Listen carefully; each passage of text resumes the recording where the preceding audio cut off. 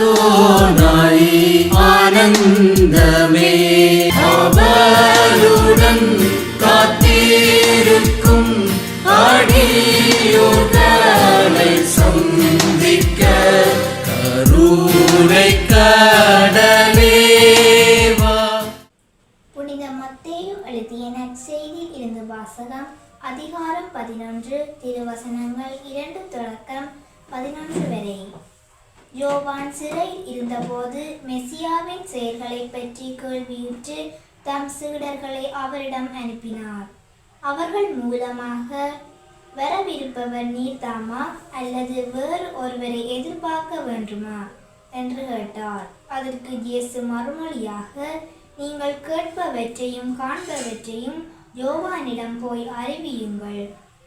பார்வையற்றோர் பார்வை பெறுகின்றனர், கால் ஊனமுற்றோர் நடக்கின்றனர், தொழுநோயாளர்கள் நலமடைகின்றனர், காது கேளாதோர் கேட்கின்றனர், இறந்தோர் உயிர் பெற்று எழுகின்றனர், ஏழைகளுக்கு நற்செய்தி அறிவிக்கப்படுகிறது. என்னை தயக்கமின்றி ஏற்றுக்கொள்வோர் பேறு பெற்றோர் என்றார். அவர்கள் திரும்பிச் சென்றபோது இயேசு மக்கள் கூட்டத்திடம் யோவானை பற்றி பேசத் தொடங்கினார். நீங்கள் எதை பார்க்க பாலை நிலத்திற்கு போனீர்கள்? காற்றில் அசையும் நாணலையா? இல்லையேல் யாரை பார்க்க போனீர்கள்? மெல்லிய ஆடை அணிந்த ஒரு மனிதரையா?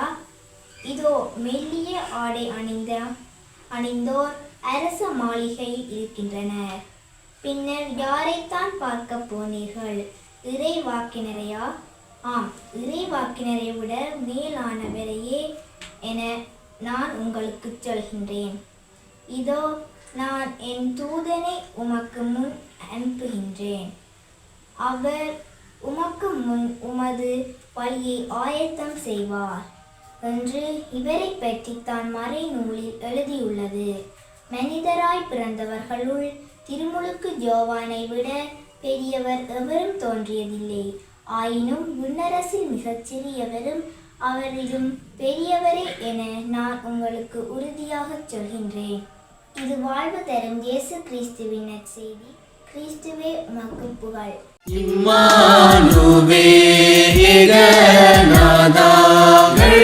பாவ தோஷம் தீர ஏனின்னும் வரத்தாமதம்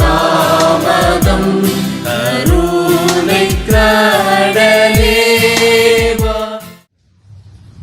விவிலியம் ஒரு பக்கம் கடவுளின் நீதியையும் மறுபக்கம் கடவுளின் இரக்கத்தையும் வெளிப்படுத்துவதை நாங்கள் பார்க்கலாம். திருமுழுக்கு யோவான் கடவுளின் நீதியை மையப்படுத்தி மக்களை மனமாற்றத்திற்கு அழைக்கின்றார். மீட்பரின் வருகைக்காக மக்களை ஆயத்தம் செய்கின்றார். மீட்பர் ஒரு கையில் கோடரியையும் மறுகையில் சுளகையும் வைத்திருப்பார் என்றும், கோடரியால் நற்கனி கொடாத மரங்களை எல்லாம் தரித்து விடுவார் என்றும், சுளகினால் பதர்களை நீக்கி நெருப்பில் போட்டு சுட்டரிப்பார் என்றும் மக்களுக்கு இறையச்சத்தை ஊட்டி அவர்களை மனமாற்றத்திற்கு அழைத்து நிற்கின்றார். ஆனால் இயேசு வருகின்றார், பாவிகளை வரவேற்கின்றார், வரி தண்டுபவர்களோடு உணவருந்துகின்றார். பலியை அல்ல இரக்கத்தையே விரும்புகிறேன், நேர்மையாளர்களை அல்ல பாவிகளையே அழைக்க வந்தேன் என்று சொல்லி அவர்களோடு பந்தி அமர்கின்றார். இதனால் யோவானுக்கு இயேசுவின் மீது சந்தேகம் ஏற்படுகிறது. இயேசுதான் மெசியா என்று எதிர்பார்த்திருந்த திருமுழுக்கு யோவான் இப்போது இயேசு உண்மையாகவே மெசியாதானா என்ற சந்தேகத்தை அவர் தன்னுடைய உள்ளத்திலே ஏற்படுத்துகின்றார்.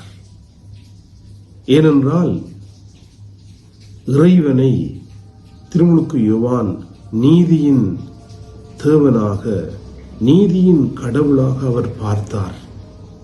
பாவிகள் என்றால் அவர்கள் தண்டிக்கப்பட வேண்டும், அவர்கள் நீதியின்படி நடத்தப்பட வேண்டும் என்று அவர் சிந்தித்தார். ஆனால் இயேசு அவ்வாறு அல்லாமல் பாவிகளுக்கு இரக்கம் காட்டுகின்றவராக, நேர்மையாளர்களை அல்ல பாவிகளை தேடிச் செல்லுகின்ற மெசியாவாக இயேசு தம்மை அடையாளப்படுத்துவதை நாங்கள் பார்க்கின்றோம்.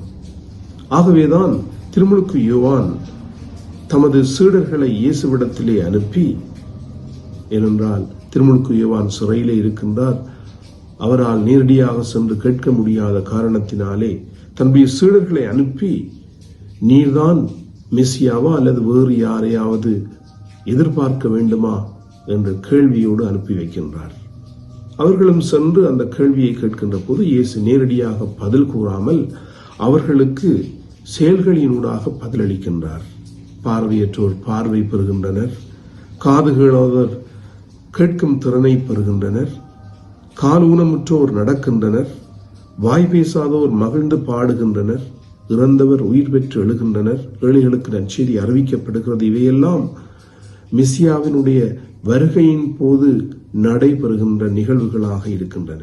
ஒரு மரம் நல்ல மரமா அல்லது கெட்ட மரமா என்பதை அதனுடைய கனிகளில் இருந்துதான் நாங்கள் அறிந்து கொள்ள முடியும் என்று மத்தேயு நற்செய்தியிலே 7ஆம் அதிகாரத்தில் இயேசு குறிப்பிடுவார். ஒருவரின் செயல்களை வைத்தே அவரை எடை போட வேண்டும் என்பது இதனுடைய கருத்தாக இருக்கிறது. அதனால்தான் மனிதர் தரும் சான்று எனக்கு தேவையில்லை, யோவான் பகர்ந்த சான்றை விட மேலான சான்று எனக்கு உண்டு, நான் செய்து முடிக்குமாறு தந்தை என்னிடம் ஒப்படைத்துள்ள செயல்களே அச்சான்று என்று இயேசு வெளிப்படையாக நற்சான்றினூடாக நாங்கள் சான்று பகர வேண்டும் என்பதை எடுத்து கூறுவதை நாங்கள் பார்க்கலாம். ஒரு புகையிரத நிலையத்திலே பலரும் வருவதும் போவதுமாக இருக்கின்றார்கள்.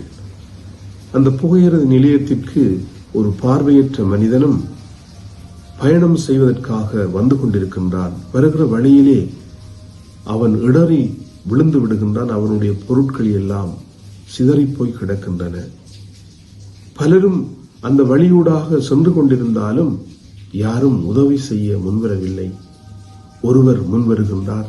அவர் சிதறிய பொருட்களை எல்லாம் சேகரித்து அந்த பார்வையற்ற மனிதன் கொண்டு வந்த பைக்குள்ளே அனைத்தையும் போட்டு அவனுடைய கையிலே கொடுக்கிற போது அந்த பார்வையற்ற மனிதன் உதவி செய்தவனுடைய 2 கைகளையும் பற்றி கொண்டு கேட்கின்றான், நீதான் அந்த இயேசுவா என்று. உதவி செய்தவர், நான் இயேசு அல்ல, இயேசுவை பின்பற்றுகிற சீடன் என்று கூறுகின்றார். உங்கள் நற்செயல்களை கண்டு தந்தையாகிய இறைவனை போற்றி புகழ்வார்கள் என்று மத்தேயு நற்செய்தி 5ஆம் அதிகாரத்திலே இயேசு குறிப்பிடுகின்றார். எங்களுடைய நற்செயல்களால் நாங்கள் இறை அரசுக்கு சான்று பகர்ந்து வாழ அழைக்கப்படுகின்றோம். நாம் சொல்லிலும் பேச்சிலும் அல்ல, செயலில் உண்மையான அன்பை வெளிப்படுத்த வேண்டும் என்று யோவான் 1வது கடிதம் நமக்கு எடுத்துச் சொல்லுகின்றது. ஆக எங்களுடைய நற்செயல்களின் ஊடாக நாங்கள் இறை அரசுக்கு சான்று பகர வேண்டும் என்பதை இந்த இடத்திலே நாங்கள் சிந்திக்கக்கூடியதாக இருக்கிறது. திருமுழுக்கு யோவானும் இயேசுவும் இறையாட்சி மலர மிகவும் கடுமையாக உழைத்தவர்கள். அதனாலே இந்த உலகத்தினாலே மிகவும் கடுமையாக தாக்கப்பட்டவர்கள். ஆயினும் பொறுமையுடன் தங்களுடைய நற்செய்தி பணியை அவர்கள் ஆற்றுவதை நாங்கள் பார்க்கிறோம். வலிமை உடையோரை விட பொறுமையுடையவர்கள் மேலானவர்கள் என்று நீதிமொழி ஆகமும் எடுத்துரைக்கிறது. அன்புக்குரியவர்களே, மீட்பரின் வருகையால் விளையும் மறுமலர்ச்சியை பற்றி 1வது வாசகமும், இயேசுவின் வருகையால் விளையும் நன்மைகளை பற்றி நற்செய்தி வாசகமும் நமக்கு சான்று பகர்கின்றது. இவற்றினூடாக நாங்கள் எதனை ஆழமாக புரிந்து கொள்ளுகிறோம் என்று சொன்னால், நம்முடைய நற்செய்தி பணியிலே, நன்மை செய்கிற பணியிலே நாங்கள் துன்புற்றாலும் மகிழ்ச்சியாய் இருக்க வேண்டும். அந்த மகிழ்ச்சி எங்களை இன்னும் இன்னும் இறையரசுக்காக, நற்செய்திக்காக, இயேசு கொண்டு வந்த அந்த மீட்பை இந்த உலகத்திலே பகிர்ந்து கொள்வதற்காக நம்மை தூண்டும் என்பதை இன்றைய நாள் நமக்கு நினைவுபடுத்துகிறது. ஆகவே எங்களுடைய நற்செயல்களால் நாங்கள் இறைவனுக்கு புகழ் சாற்ற, அவரை போற்றி வாழுகின்ற பிள்ளைகளாக நாங்கள் தொடர்ந்து திகழ வேண்டும் என்று இன்றைய நாளிலே தொடர்ந்து வேண்டுவோமாக.